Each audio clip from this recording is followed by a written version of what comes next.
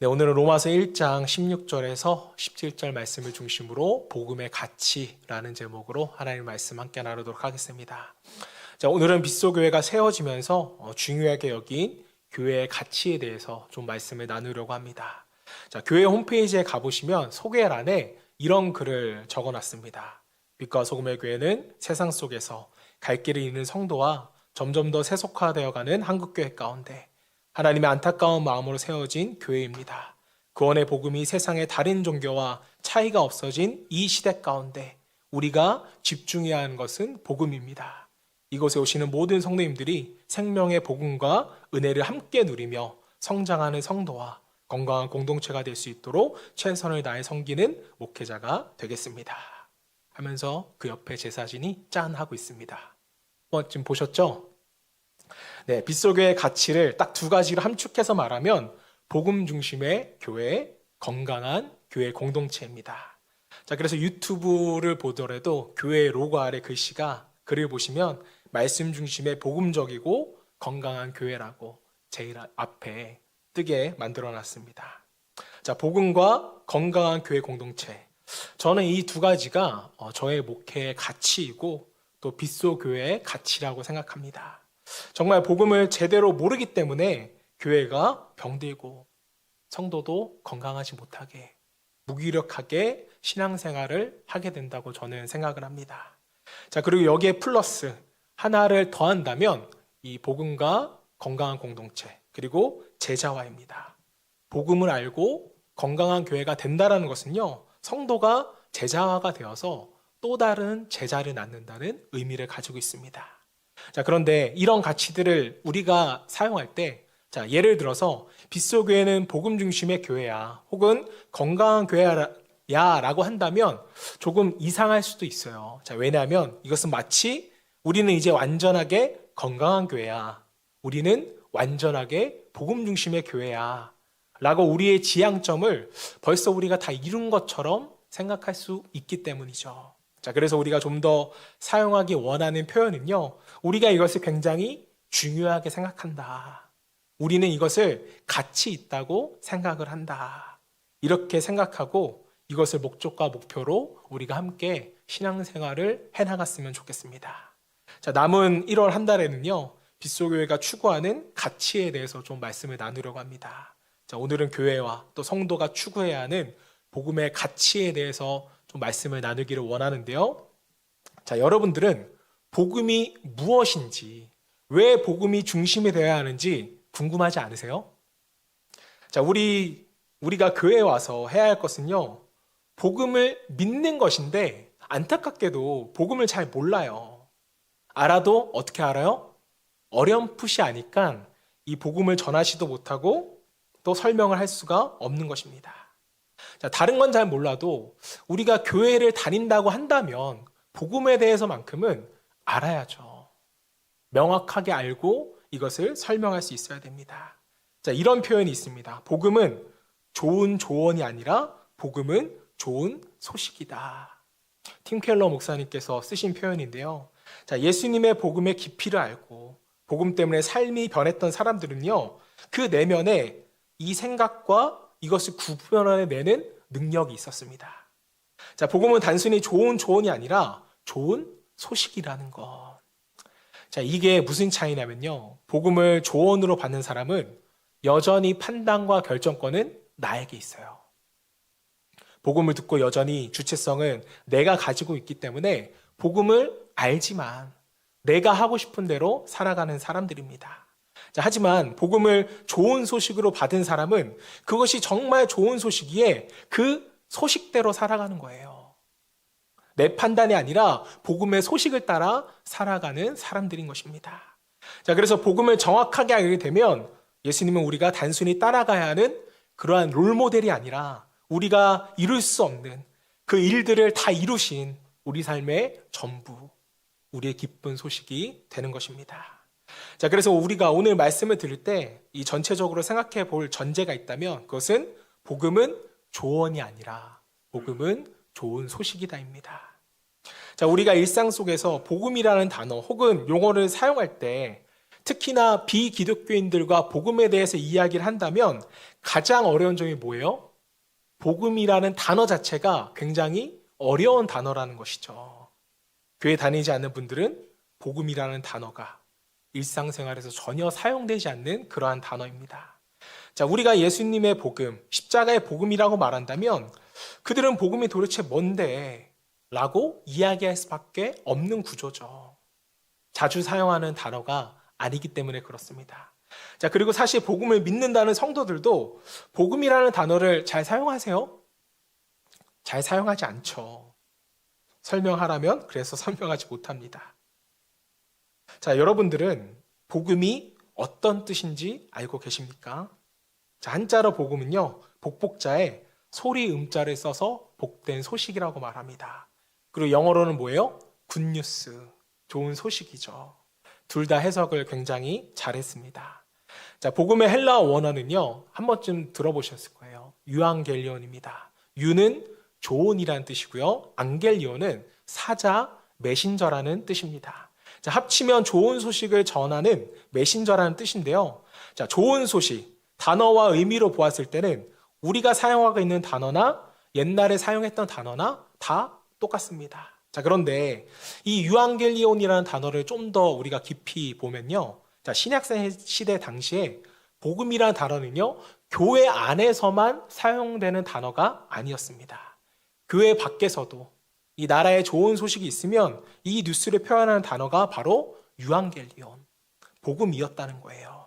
자, 예를 들면 새로운 왕이 즉위했다거나 또 왕이 어느 지역을 방문한다는 소식이 전해지면 이것을 굿뉴스, 복음이라고 표현을 했습니다. 자, 그리고 신약시대 당시에는 특히나 이 단어를요, 황제와 연결해서 사용을 많이 했는데, 자, 황제가 군대를 이끌고 다른 나라와 전쟁에 들어가게 되면은 이 전쟁의 결과에 따라서 모든 것이 바뀌게 되잖아요. 그리고 그리스 로마 시대에 어떻게 뉴스가 전해지는지를 우리가 한번 생각해 봐야 됩니다. 자, 지금은 스마트폰이 있기 때문에 전쟁이 나면 다 뭘로 알려줄까요? 스마트폰으로 알려주겠죠.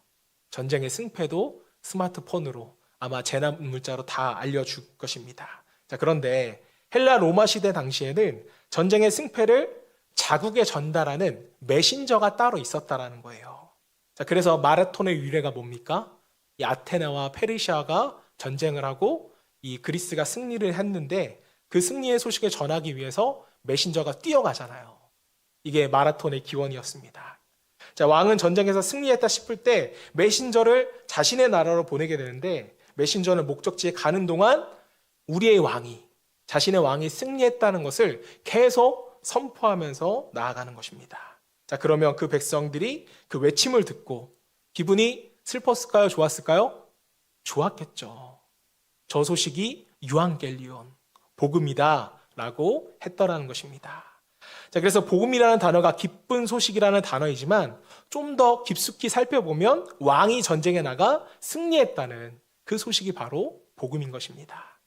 자, 이건 당시 백성들에게 너무나도 중요한 소식이었죠. 혹시나 왕이 전쟁에서 패했다는 소식이 들리면 나의 삶이 완전히 변화될 수 있는 그런 중요한 문제였거든요. 축구 경기 한번 졌다는 그런 소식과는 전혀 무게가 다른 문제였습니다. 자, 전쟁에서 지면 식민지가 될 수도 있고 또 이주를 할 수도 있고 또 백성이 아니라 노예의 신분으로 변화될 수 있는 그런 문제였습니다. 자, 그래서 왕이 전쟁에서 승리했다는 메시지를 들을 때 굉장히 굿뉴스, 복음이라고 표현했던 이유는 나의 삶이 변화될 수 있기 때문에 이러한 표현을 한 것이었습니다. 자, 사실 전쟁에서 이겼다라는 소식을 들은 사람들은요, 전쟁에 나가서 승리에 직접적으로 기여한 것은 아니었습니다. 하지만 그 소식을 들었을 때에 그 소식이 주는 기쁨과 안도감이 있었기 때문에 이 소식은 분명 전쟁에 참여하지 않은 백성들에게도 기쁜 소식이었습니다. 자, 그래서 이와 같은 맥락은 그리스도의 복음이라는 단어를 사용하거나 들었을 때 이것의 핵심은요, 단순히 우리가 어떻게 살아야 하는지에 대한 조언이 아니라 하나님께서 우리를 위하여서 무엇을 성취하셨는가, 무엇이 우리에게 기쁜 소식이 되었는가, 이것이 바로 복음의 핵심입니다. 자, 좀 더 풀어서 말씀을 드리면 죄인인 우리가 하나님께 다가가기 위해서 무엇을 어떻게 해야 되는지에 대한 조언이 아니라 우리가 하나님께 다가갈 수 있도록 예수님께서 무엇을 하셨는지에 대한 소식이 바로 복음이라는 거예요. 이것이 우리에게 기쁜 소식이 되어지는 것입니다. 자, 왜 이것을 말씀드리냐면 복음을 이용하려는 분들이 있으셔서 그래요. 복음을 오해해서 믿으면 내가 원하는 소식들이 들려올 것이라는 그런 착각하는 분들이 계십니다. 돈을 많이 번다든지 아팠던 곳이 치유된다든지 내가 원하는 복음, 기쁜 소식을 들으려고 복음을 믿는 분들이 계시다는 거예요. 자, 물론 복음을 듣고 믿은 결과로 이러한 일들이 생길 수도 있지만 이것은 복음의 목적은 아니라는 것입니다. 자, 복음은 나를 속박하는 것으로부터 또 죽음으로부터 어떻게 나를 건져내셨는지 구원하셨는지 복음은 이것에 관한 메시지고 소식이에요. 복음이 하나님과 예수님이 우리를 위하여서 성취하신 것에 대한 소식이라는 것을 우리가 이해할 때 우리는 여기서 중요한 세 가지 적용점을 적용할 수가 있습니다. 자, 복음에 대한 적용점 세 가지를 좀 말씀드리려고 하는데요. 첫 번째는요, 믿음입니다. 자, 복음이 기쁜 소식이라면 우리가 할 수 있는 유일한 반응은 혹은 가장 기초가 되는 반응은요, 그 뉴스를 듣고 믿는 믿음의 반응이라는 것이죠. 16절 말씀 보겠습니다. 내가 복음을 부끄러워하지 아니하노니 이 복음은 모든 믿는 자에게 구원을 주시는 하나님의 능력이 됨이라. 자, 복음의 메시지는 이 복음을 믿는 사람을 구원하는 하나님의 능력이라고 말해요. 자, 그리고 이어서 17절. 복음에는 하나님의 의가 나타나서 믿음으로 믿음에 이르게 하나니 기록된 바 오직 의인은 믿음으로 말미암아 살리라 함과 같으니라. 자, 말씀을 보시면 복음에는 하나님의 의가 있는데 복음을 믿으면 이것이 드러난대요. 그래서 의인은 믿음으로 말미암아 산다고 말합니다. 분명 복음과 믿음은 연결이 된다는 것이죠. 자, 보시면 성경은 복음에 대한 이야기를 하면서 믿음에 대한 이야기를 하고 있습니다. 자, 아까도 말씀을 드렸지만 전쟁에서 승리했다는 메시지를 듣는 나라의 백성들은 이 전쟁에 기여한 것은 없습니다. 자, 그들이 직접 나가서 싸운 것은 아니었잖아요. 자, 그런데 전쟁에서 승리했다는 이 메신저의 소식을 들었을 때 사실 이 사람들이 할 수 있는 반응은 한 가지밖에 없다라는 거예요. 기쁜 소식을 믿든지 안 믿든지 복음에 대한 반응은 믿음 한 가지인 것입니다.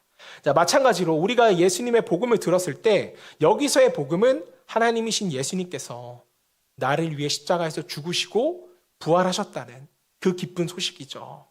자, 이 소식에 우리가 뭔가를 더하거나 더 성취할 수는 있어요, 없어요?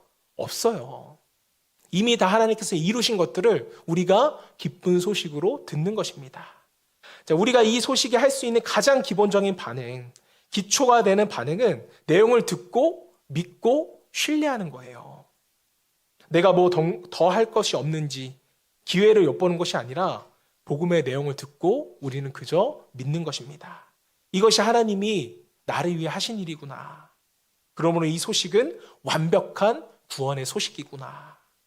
이것을 믿거나 혹은 믿지 않거나 복음 앞에서 우리가 할 수 있는 반응은 믿음의 반응입니다.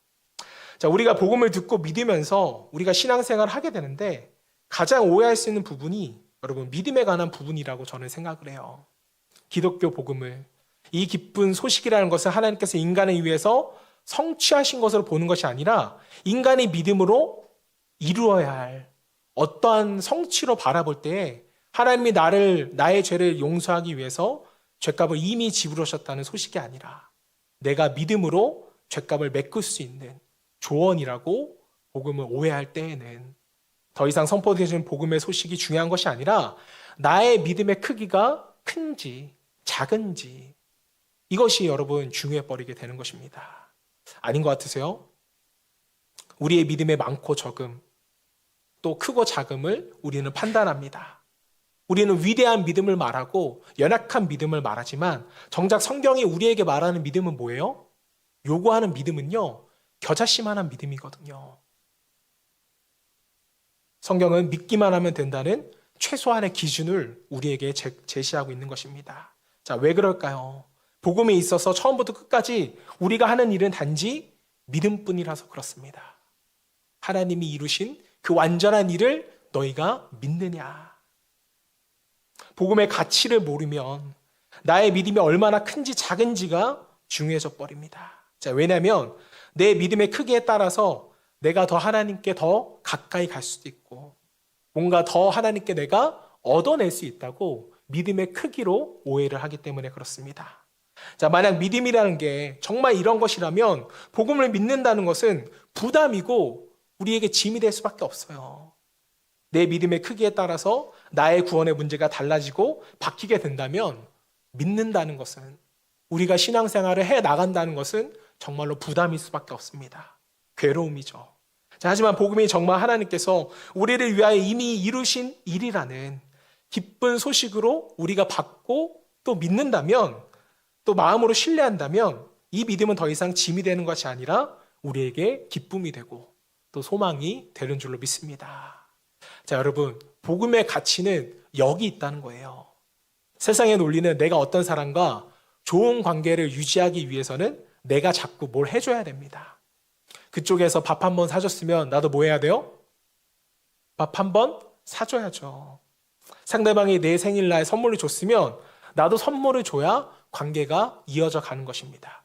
자, 그런데 하나님과의 나의 관계는 나의 믿음의 어떤 크고 작음의 문제가 아니라 예수님의 의로우심, 예수님의 완전하심, 예수님의 이루심, 예수님이 어떤 분이신가, 즉 복음의 내용이 나와 하나님과의 관계에서 절대로 흔들리지 않는 기초와 약속이 되더라는 것입니다. 자, 물론 믿음의 크고 작음은 있을 수 있어요. 자, 그런데 정말로 중요한 것은 우리 믿음의 크고 작음에 따라서 하나님과의 관계가 결정되는 것이 아니라 예수님으로 인하여 이 관계가 결정이 되니까 복음은 위대하고 가치가 있는 줄로 믿습니다. 자, 우리가 복음을 믿는다고 할 때, 또 우리 교회가 복음적인 교회가 된다고 할 때, 저와 여러분들이 이 기초에서 시작을 하셔야 돼요. 우리의 믿음이 아니라 예수님께서 이루신 일, 사역, 예수님은 누구신가, 이 복음의 기쁜 소식을 알아야 우리의 믿음의 반응이 나오게 되는 것입니다. 저 여러분 모두가 복음의 기쁜 소식이 무엇인지를 정확히 알고 복음의 가치가 예수 그리스도에게 있음을 믿어서 하나님과의 관계가 바르게 정립되고 이로 인하여서 우리가 신앙생활을 부담으로 느끼는 것이 아니라 구원의 기쁨을 누리는 신앙생활이 되기를 주님의 이름으로 축복합니다. 자, 한 발 더 나아가서 복음의 적용점 두 번째는요, 말씀입니다. 너무나도 중요한데, 자, 오늘 우리가 읽은 말씀 17절을 보시면 복음에는 하나님의 의가 나타났다고 말합니다. 자, 하나님의 의라고 하면 다들 좀 추상적이고 어렵게 생각하시는데, 자, 하나님의 의는요, 인간의 의와 대립되는 개념입니다.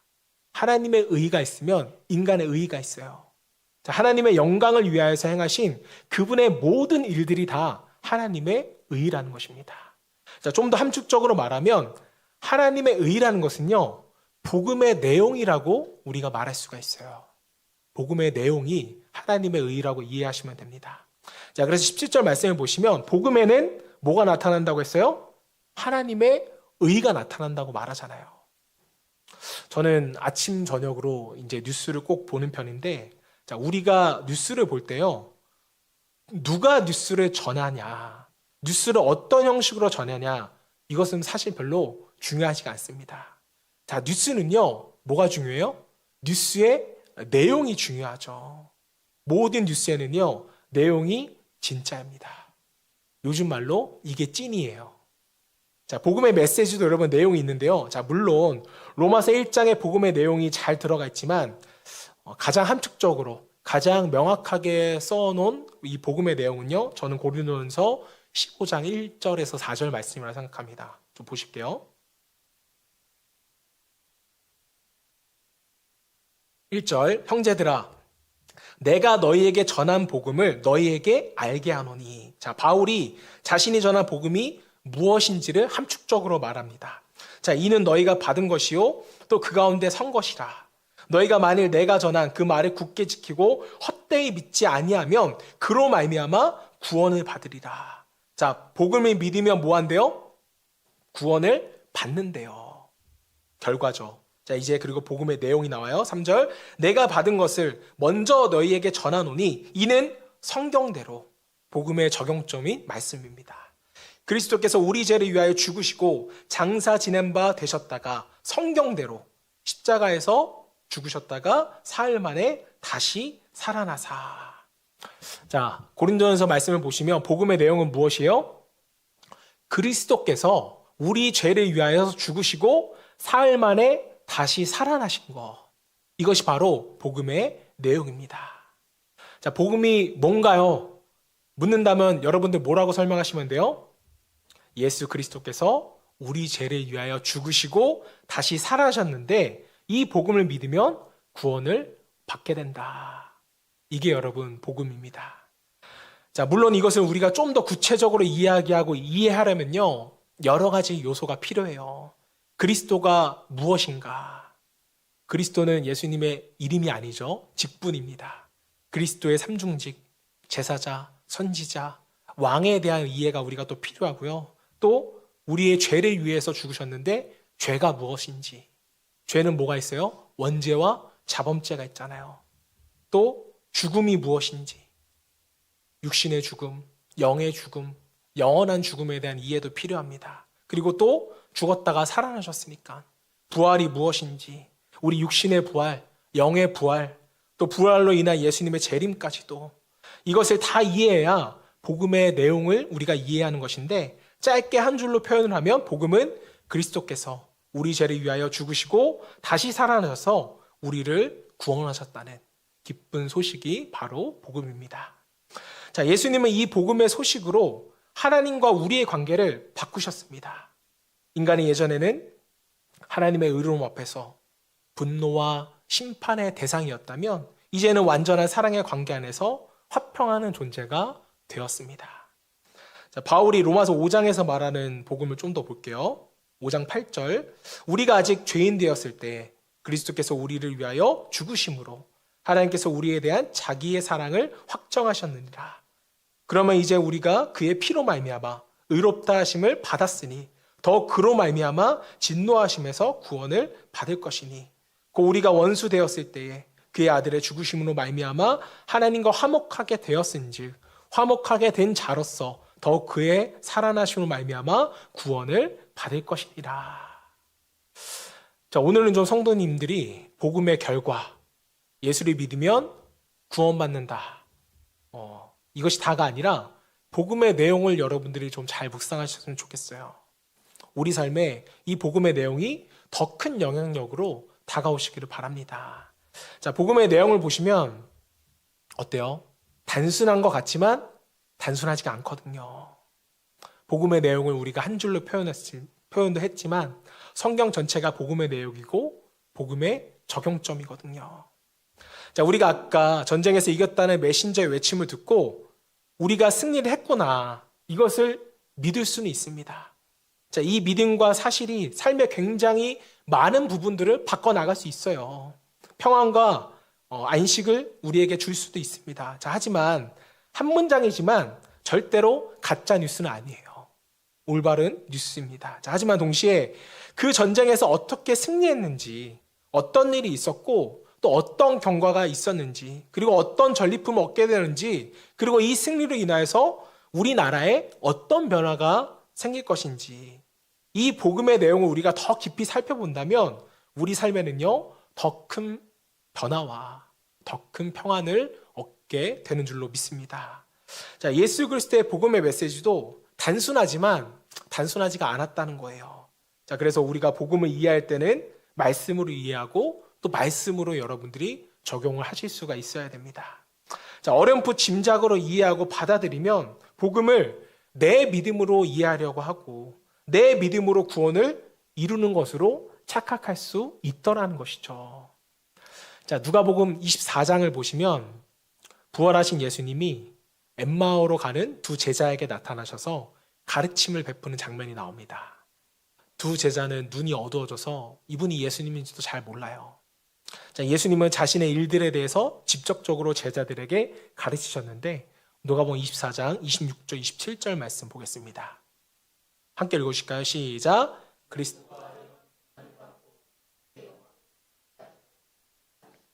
이에 모세와 모든 선지자의 글로 시작하여 모든 성경에 쓴 바 자기에 관한 것을 자세히 설명하시느니라. 자, 예수님께서 제자들에게 하신 일은 뭐였어요? 모세의 이야기, 선지자들의 이야기를 자세하게 하시면서 이 모든 것이 자신, 예수 그리스도가 또 복음에 대한 이야기라고 자세히 가르쳐 주신 것입니다. 자, 예수님의 제자들, 엠마오로 가는 제자들에게 하신 복음의 이야기는 절대 단순하지가 않았다는 거예요. 예수 믿으면 구원받아 끝! 이게 아니었다는 것입니다. 구약 시대부터 하나님이 어떻게 예언을 성취하시고 일하셨는지, 그리고 지금 예수님이 십자가에서 죄를 사하시고 왜 부활하셨는지까지 성경 전체를 설명하면서 제자들에게 복음에 대해서 가르치신 것입니다. 복음의 메시지, 내용이 무엇인지를 성경 전체를 통해서 알려주신 거예요. 복음의 단순한 메시지를 듣고 구원받은 사람도 물론 있습니다. 자, 엠마오로 가는 제자들의 이야기가 누가복음 24장인데 누가복음 23장에서는 예수님의 우편에 매달렸던 강도는 예수님의 짧은 복음의 메시지를 듣고 구원을 받았습니다.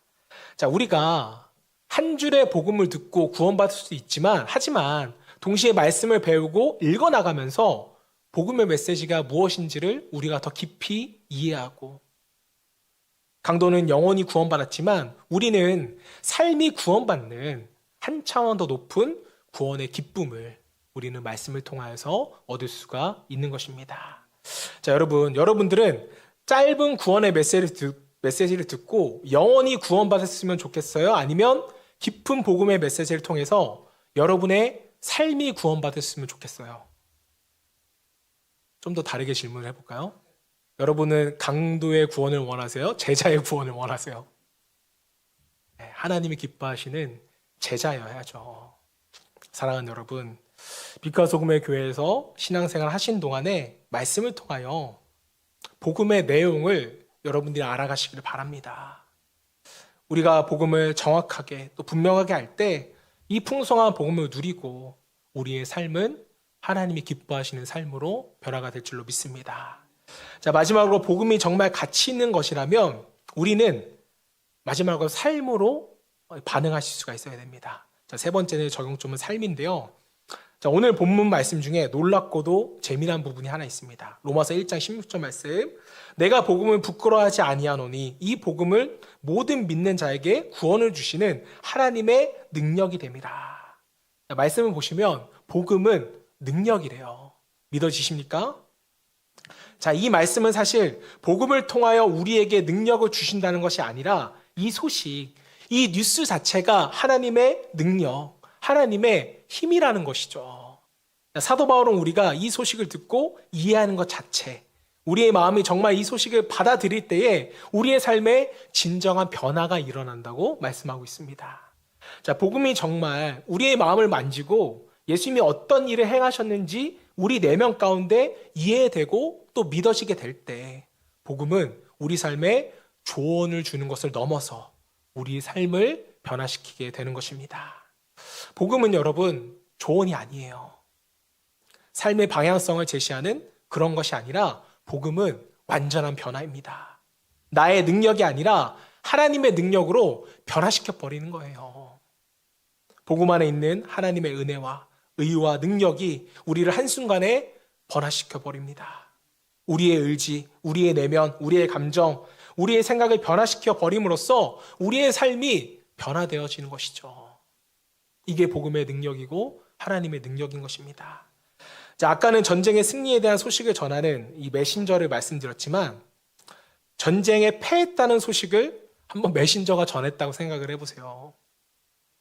승리의 소식을 들었던 사람은 전쟁의 결과가 오기까지 기쁨과 안도로 시간을 보내겠지만, 하지만 전쟁에 패했다는 슬픈 소식을 전해받는 사람들은 이 전쟁의 결과가 자신에게 오기까지 두려움으로 살아가게 되는 것입니다.